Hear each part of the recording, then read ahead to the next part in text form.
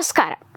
ഒരു വെടിയുണ്ടയെ രണ്ടായി മുറിക്കാനും ഒറ്റ വെട്ടിൽ അസ്ഥിയും മാംസവും മുറിച്ചു മാറ്റാനും കഴിവുള്ള ലോകത്തിലെ ഏറ്റവും മൂർച്ചയേറിയ വാളുകളിൽ ഒന്നാണ് ജാപ്പനീസ് കറ്റാന. നൂറ്റാണ്ടുകളുടെ ചരിത്രവും സമുറായി നേതാക്കളുടെ പോരാട്ട വീര്യവും ഈ വാളിന് ഒരു ഐതിഹാസിക പരിവേഷം നൽകുന്നു. കറ്റാന വാളിന്റെ മൂർച്ചയുടെ രഹസ്യം അതിന്റെ നിർമ്മാണ രീതിയിലാണ്. തമാഹഗാനെ എന്ന പ്രത്യേകതരം സ്റ്റീൽ ഉപയോഗിച്ചാണ് ഇത് നിർമ്മിക്കുന്നത്.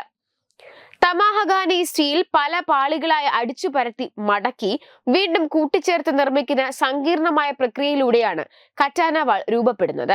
ഈ പ്രക്രിയ വാളിന് അസാധാരണമായ കരുത്തും അതേസമയം മൂർച്ചയും നൽകുന്നു. ഇരുമ്പിന്റെ കാഠിന്യമുള്ള ഭാഗവും മൃദുലമായ ഭാഗവും ചേർന്നുള്ള ഈ വാൾ ഒടിയാതെ വളയുകയും അതേസമയം അതികഠിനമായ പ്രതലങ്ങളെ പോലും മുറിച്ചു മാറ്റുകയും ചെയ്യും. സമുറായി യോദ്ധാക്കളെ സംബന്ധിച്ചിടത്തോളം കറ്റാന വെറും ഒരു ആയുധമായിരുന്നില്ല, മറിച്ച് അവരുടെ ആത്മാവിന്റെ പ്രതീകമായിരുന്നു. യുദ്ധഭൂമിയിലെ അവരുടെ പ്രധാന ആയുധമായിരുന്ന കറ്റാന സമുറായികളുടെ ധീരത, ആത്മനിയന്ത്രണം, മരണത്തെ പോലും ഭയമില്ലാത്ത മനോഭാവം എന്നിവയുടെ അടയാളമായി കണക്കാക്കപ്പെടുന്നു.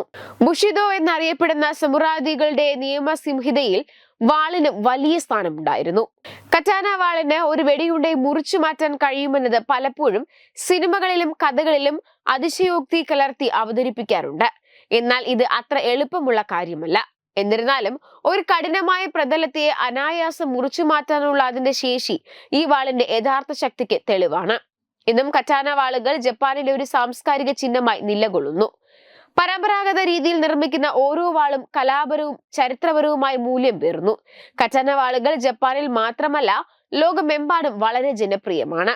കാരണം അവയുടെ അതുല്യവും അതിശയകരവുമായ രൂപകൽപ്പന അങ്ങനെയാണ്.